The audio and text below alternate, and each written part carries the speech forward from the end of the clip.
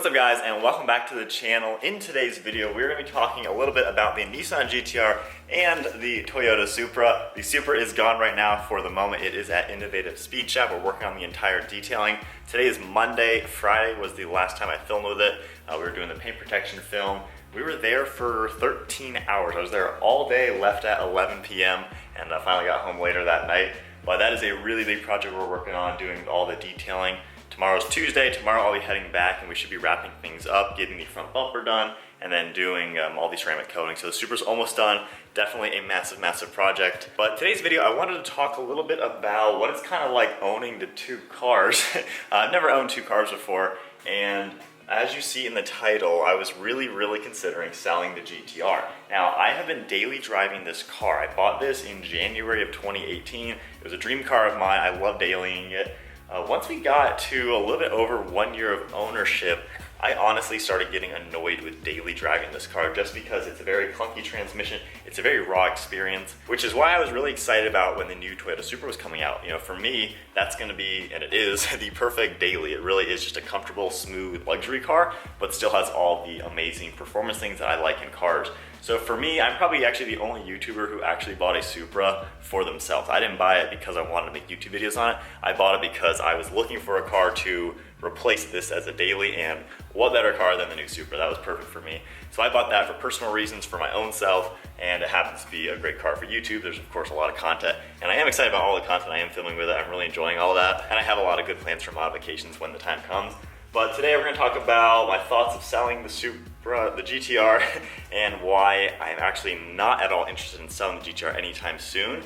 In fact, replacements for it, I have completely changed on what I'm thinking about. We're going to take it for a spin right now, have some errands to run, and we're going to talk about why this car is so special, and even more special now that I bought the Supra than it was daily driving in the last 21 months or so. So when I first bought the Supra, like I said, I was hoping it was going to be a really good daily driver, something super smooth to drive, easy to drive, and the commute, the daily usability, I was hoping it was going to be really good. And that exceeded my expectations. Being rear-wheel drive, just the steering of it, the way the transmission shifts, driving it around town, the slow speed stuff, going 35 miles an hour, having traffic lights every 50 feet.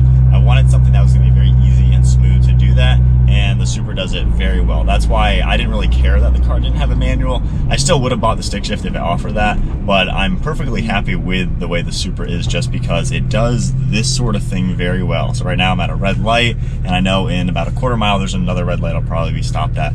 So I wanted a car that was going to be good around town, just the daily driving stuff. Because the GT-R, like I said, it's been getting annoying doing this sort of thing because it's clunky, noisy, weird, stiff suspension. I wanted something completely the opposite.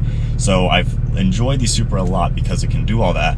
On the other spectrum with the Supra, it has exceeded my expectations as far as performance. It handles amazing. It's one of the best handling cars I've ever driven. I'm not just saying that.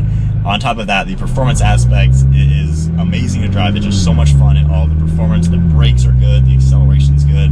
The modification potential is unreal, like we're already seeing with so many other YouTubers throwing on turbos and tunes and everything. So for me, the first 2 weeks, it was starting to make me ask myself, why even have the GT-R? Just because it's an expensive car that's going to be sitting in the garage, not getting driven.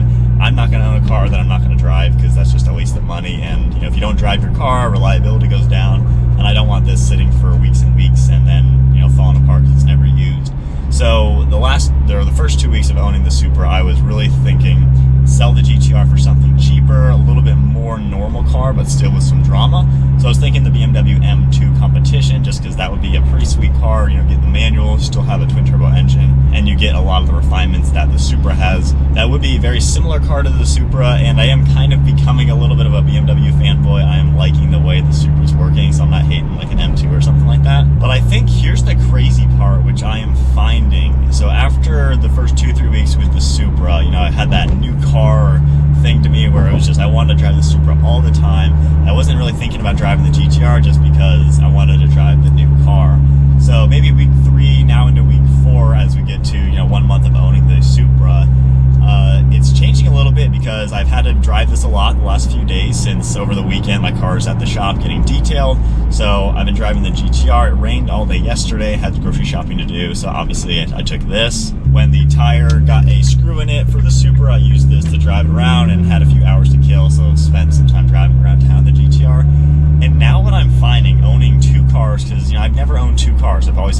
motorcycle and my car.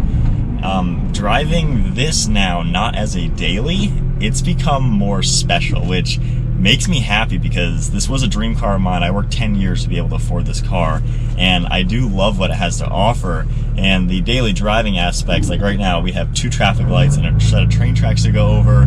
You know, this sort of driving, this car doesn't shine in. It's clunky right there. You know, it kind of accelerated. I felt the transmission. Got to slow down. I can hear the transmission clunk. We got a very bumpy section right now to go over. Doing that every day got old to where, yeah, I wanted to kind of sell the car because I was like, you know what, as a daily, it's just, I've been there, done that, let's move on to something more comfortable. And when I was in the Supra for, 2 weeks straight, I really loved the comfort side. But then now back to this, as it's not a daily anymore, I notice when I'm driving this now, that sort of thing, how weird it is and clunky and mechanical this car is, it makes it, like I said, more special and raw, and I get that sense of there's something special about this car. The turbo noises this makes, the way it drives, the acceleration, everything about this now that I don't use it every single day, it makes it more fun and makes me enjoy it. And one thing I am finding with new cars, the Supra, even an M2 and other cars like that, they all have that sense of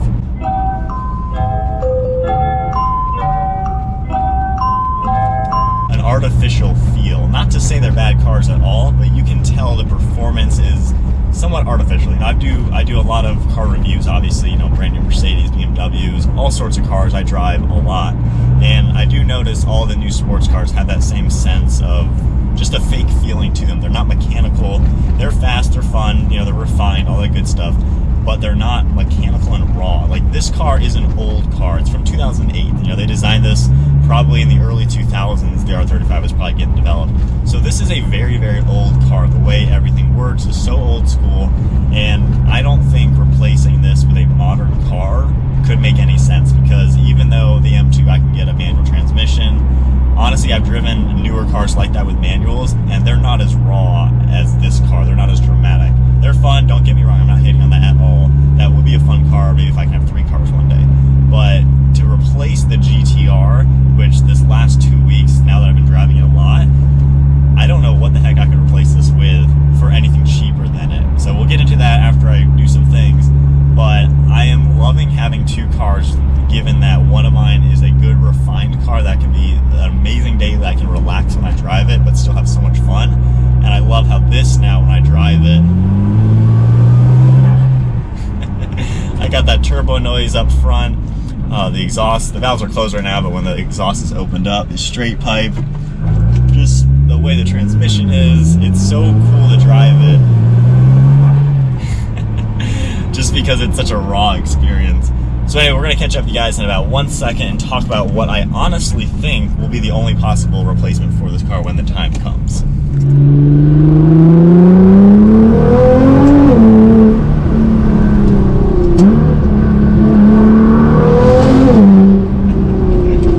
Alright, so I am back now. So moving on to the next topic, which is what would replace this car.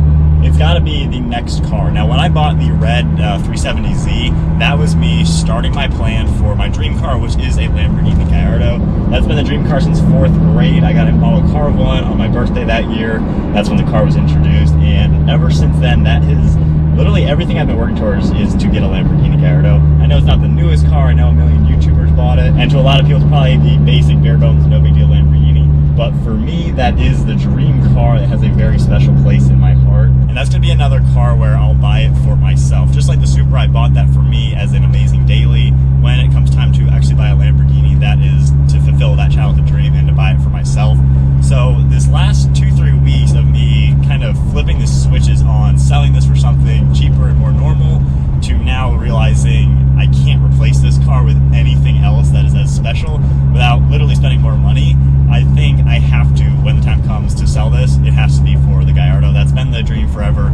So that's exciting. I'm really excited about that. I'm not going to do anything until next year, at least once the Corvette gets here. And I'm not going to say that it's going to happen next year or not, because that is quite a lot of money. The ones I'm looking at are around 120 grand. They are LB560s, really good mileage and everything. So that is definitely the next step as far as when the GT-R does go.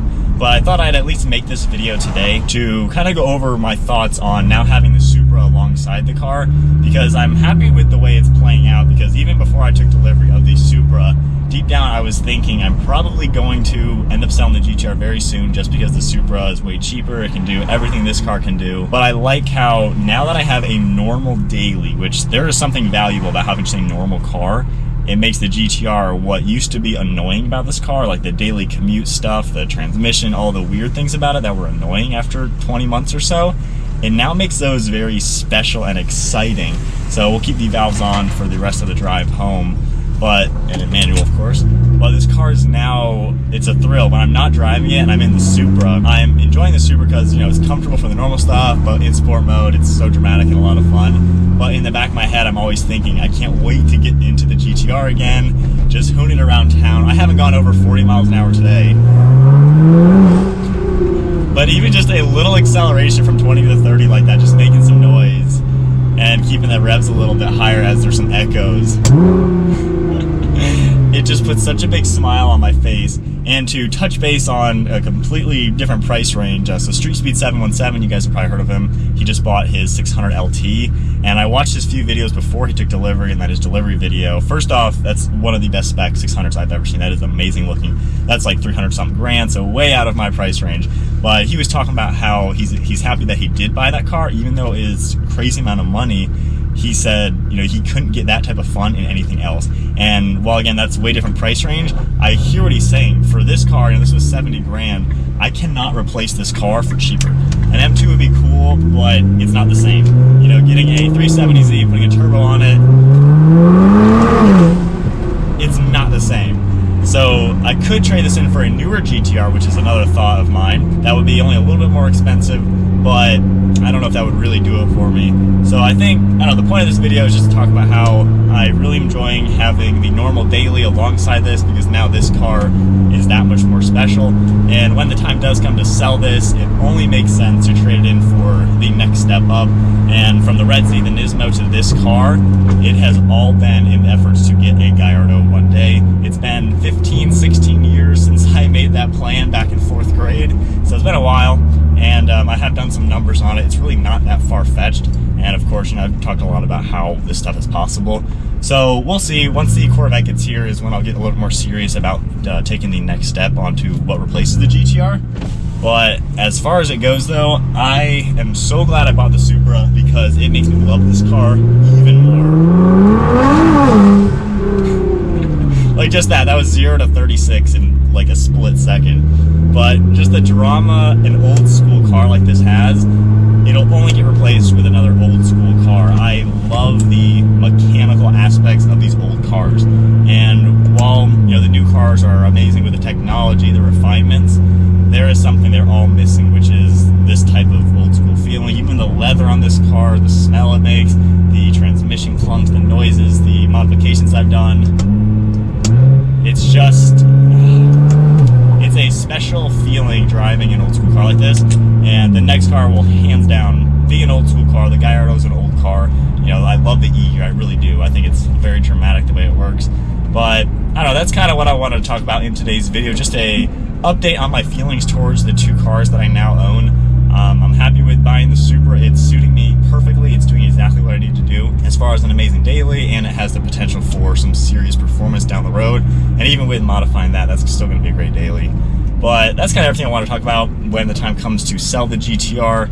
Nothing is soon, so don't get triggered or anything, but when that time comes, it will hands down. Only option is for the next car, which is of course a Lambo, which is crazy to think about. Got a lot of work to do to make that actually happen, because that's about double the price. But that's about it for today's video. Hope you guys enjoyed it. Just a quick conversation about the two cars. If you do daily drive a crazy sports car, for me, it got old after 20 months or so, so I'm glad I have a normal car. So if you do have a crazy sports car, having a normal car next to it, it'll make you appreciate your crazy car just that much more. Anyways, that is it. Give it a thumbs up, subscribe, stay tuned for plenty more content to come, and I'll see you next video.